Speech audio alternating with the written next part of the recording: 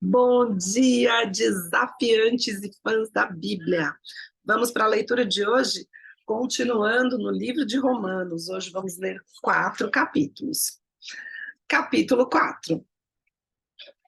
E pois diremos ter alcançado Abraão, nosso pai, segundo a carne? Porque se Abraão foi justificado por obras, tem que se gloriar, porém não diante de Deus. Pois, que diz a Escritura? Abraão creu em Deus e isso lhe foi imputado para a justiça. Ora, ao que trabalha, o salário não é considerado como favor, e sim como dívida. Mas ao que não trabalha, porém crê naquele que justifica o ímpio, a sua fé lhe é atribuída como justiça. E é assim também que Davi declara ser bem-aventurado o homem a quem Deus atribui justiça, independentemente das obras.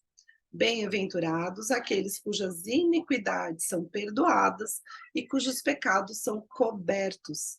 Bem-aventurado o homem a quem o Senhor jamais imputará pecado. Vem, pois, esta bem-aventurança exclusivamente sobre os circuncisos ou também sobre os incircuncisos? Visto que dizemos, a fé foi imputada a Abraão para a justiça, como, pois, lhe foi atribuída? Estando ele já circuncidado ou ainda incircunciso? Não no regime da circuncisão, e sim quando incircunciso. E recebeu o sinal da circuncisão como selo da justiça da fé que teve quando ainda incircunciso, para vir a ser o pai de todos os que creem, embora não circuncidados, a fim de que lhe fosse imputada a justiça.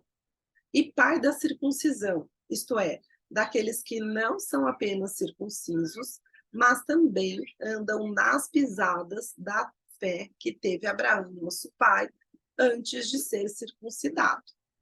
Não foi por intermédio da lei que Abraão ou a sua descendência coube a promessa de ser herdeiro do mundo, e sim mediante a justiça da fé. Pois se os da lei é que são os herdeiros, anula-se a fé e cancela-se a promessa, porque a lei suscita ira, mas onde não há lei, também não há transgressão. Essa é a razão por que provém da fé, para que seja segundo a graça, a fim de que seja firme a promessa para toda descendência, não somente ao que está no regime da lei, mas também ao que é da fé que teve Abraão, porque Abraão é o pai de todos nós, como está escrito: por pai de muitas nações te constituí. Perante aquele no qual creu, o Deus que vivifica os mortos e chama à existência as coisas que não existiam. Abraão, esperando contra a esperança, creu para vir a ser pai de muitas nações, segundo lhe fora dito: assim será a sua descendência. E sem enfraquecer na fé, embora levasse em conta o seu próprio corpo amortecido, sendo já de 100 anos e a idade avançada de Sara, não duvidou por incredulidade da promessa de Deus, mas pela fé se fortaleceu, dando glória a Deus, estando plenamente convicto de que ele era poderoso para cumprir o que prometera, pelo que isso lhe foi também imputado para a justiça. E não somente por causa dele está escrito o que lhe foi levado em conta, mas também por nossa causa, posto que a nós igualmente nos será imputado, a saber, a nós que cremos naquele que ressuscitou dentre os mortos, a Jesus, nosso Senhor, o qual foi entregue por causa das nossas transgressões e ressuscitou para a nossa justificação. E acabou. Capítulo 5. Justificados, pois, mediante a fé, temos paz com Deus por meio de nosso Senhor Jesus Cristo, por intermédio de quem obtivemos igualmente acesso pela fé a esta graça na qual estamos firmes e gloriamo-nos na esperança da glória de Deus. E não somente isso, mas também nos gloriamos nas próprias tribulações, sabendo que a tribulação produz perseverança. E a perseverança, experiência. E a experiência, esperança. Ora, a esperança não confunde, porque o amor de Deus é derramado em nosso coração pelo Espírito Santo que nos foi outorgado. Porque Cristo, quando nós ainda éramos fracos, morreu a seu tempo pelos ímpios. Dificilmente alguém morreria por um justo, pois poderá ser que pelo bom alguém se anime a morrer. Mas Deus prova o seu próprio amor para conosco pelo fato de ter Cristo morrido por nós, sendo nós ainda pecadores. Logo, muito mais agora, sendo justificados pelo seu sangue, seremos por ele salvos da ira. Porque se nós, quando inimigos, fomos reconciliados com Deus, mediante a morte de seu filho, muito mais estando já reconciliados, seremos salvos pela sua vida. E não apenas isso, mas também nos gloriamos em Deus por nosso Senhor Jesus Cristo, por intermédio de quem recebemos agora a reconciliação. Portanto, assim como por um só homem entrou o pecado no mundo, e pelo pecado a morte, assim também a morte passou a todos os homens, porque todos pecaram. Porque até ao regime da lei havia pecado no mundo, mas o pecado não é levado em conta quando não há lei. Entretanto, reinou a morte desde Adão até Moisés, mesmo sobre aqueles que não pecaram, à semelhança da transgressão de Adão, o qual prefigurava aquele que havia de vir.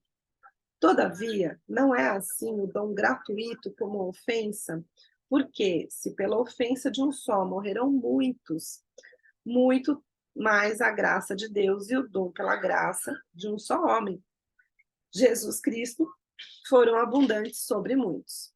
O dom, entretanto, não é como no caso em que somente um pecou, porque o julgamento derivou de uma só ofensa para a condenação, mas a graça transcorre de muitas ofensas para a justificação. Se pela ofensa de um e por meio de um só reinou a morte, muito mais os que recebem a abundância da graça e o dom da justiça reinarão em vida por meio de um só, a saber, Jesus Cristo. Pois, assim como por uma só ofensa veio o juízo sobre todos os homens para a condenação, assim também por um só ato de justiça veio a graça sobre todos os homens para a justificação que dá a vida. Porque, como pela desobediência de um só homem muitos se tornaram pecadores, assim também por meio da obediência de um só, muitos se tornarão justos. Sobreveio a lei para que avultasse a ofensa, mas onde abundou o pecado, superabundou a graça, a fim de que, como o pecado reinou pela morte, assim também reinasse a graça pela justiça para a vida eterna, mediante Jesus Cristo, nosso Senhor. Capítulo 6. Que diremos, pois? Permaneceremos no pecado para que seja a graça mais abundante? De modo nenhum. Como viveremos ainda no pecado, nós, os que para ele morremos? Ou, porventura, ignorais que todos nós que fomos batizados em Cristo Jesus, fomos batizados na sua morte? Fomos, pois, sepultados com ele, na morte, pelo batismo, para que, como Cristo foi ressuscitado dentre os mortos pela glória do Pai, assim também andemos nós em novidade de vida. Porque, se fomos unidos com ele na semelhança da sua morte, certamente o seremos também na semelhança de sua ressurreição. Sabendo isso, que foi crucificado com ele o nosso velho homem, para que o corpo do pecado seja destruído e não sirvamos o pecado como escravos, porquanto quem morreu está justificado do pecado. Ora, se já morremos com Cristo, cremos que também com ele viveremos. Sabedores de que, havendo Cristo ressuscitado dentre os mortos, já não morre, a morte já não tem domínio sobre ele. Pois quanto a ter morrido, de uma vez para sempre, morreu para o pecado, mas quanto a viver, vive para Deus. Assim também vós considerai-vos mortos para o pecado, mas vivos para Deus em Cristo Jesus. Não reine, portanto, o pecado em vosso corpo mortal, de maneira que obedeçais às suas paixões. Nem ofereçais cada um os membros do seu corpo ao pecado, como instrumentos de iniquidade, mas oferecei-vos a Deus como ressurretos dentre os mortos, e os vossos membros a Deus como instrumentos de justiça, porque o pecado não terá domínio sobre vós, pois não estáis debaixo da lei, e sim da graça. E daí? Havemos de pecar porque não estamos debaixo da lei, e sim da graça? De modo nenhum. Não sabeis que daquele a quem vos ofereceis como servos para obediência, desse mesmo a quem obedeceis sois servos, seja do pecado para a morte ou da obediência para a justiça? Mas graças a Deus, porque outrora, escravos do pecado, contudo, viestes a obedecer de coração a forma de doutrina a que fostes entregues. E uma vez libertados do pecado, fostes feitos servos da justiça. Falo como homem, por causa da fraqueza da vossa carne. Assim como oferecestes os vossos membros para a escravidão da impureza e da maldade, para a maldade, assim oferecei agora os vossos membros para servirem a justiça para a santificação. Porque, quando eres escravos do pecado, estáveis isentos em relação à justiça. Naquele tempo, que resultado escolheste? Somente as coisas de que agora vos envergonhais, porque o fim delas é a morte. Agora, porém, libertados do pecado, transformados em servos de Deus, tendes o vosso fruto para a santificação, e por fim a vida eterna. Porque o salário do pecado é a morte, mas o dom gratuito de Deus é a vida eterna em Cristo Jesus, nosso Senhor. Capítulo 7. Porventura, ignorais, irmãos, pois falam os que conhecem a lei, que a lei tem domínio sobre o homem toda a sua vida?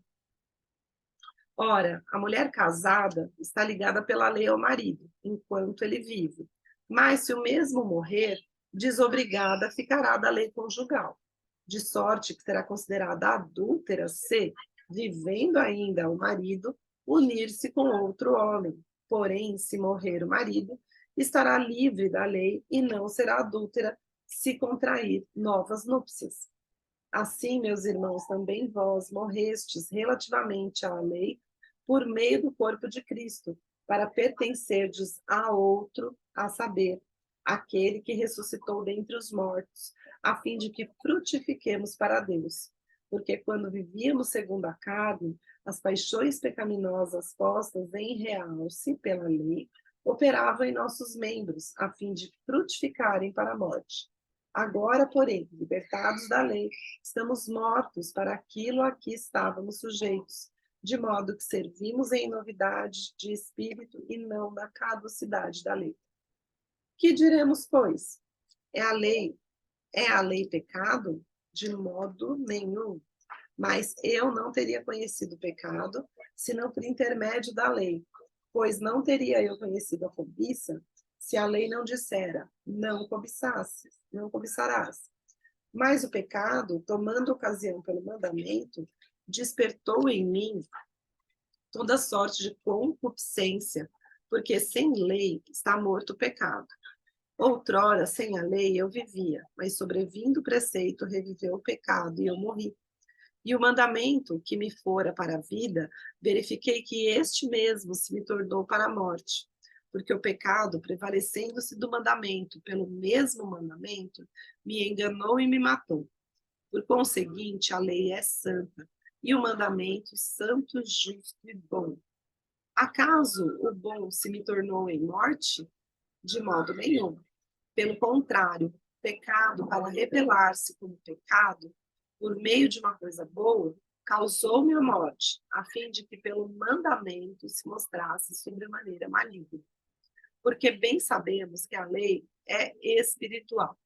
Eu, todavia, sou carnal, vendido à escravidão do pecado. Porque nem mesmo compreendo meu próprio modo de agir, pois não faço o que prefiro, e sim o que detesto. Ora, se faço o que não quero, consinto com a lei, que é boa. Neste caso, quem faz isto já não sou eu, mas o pecado que habita em mim. Porque eu sei que em mim, isto é, na minha carne, não habita bem nenhum, pois o querer, o bem está em mim, não, porém, o efetuá-lo. Porque não faço o bem que prefiro, mas o mal que não quero, esse faço. Mas se eu faço o que não quero, já não sou eu quem o faz, e sim o pecado que habita em mim.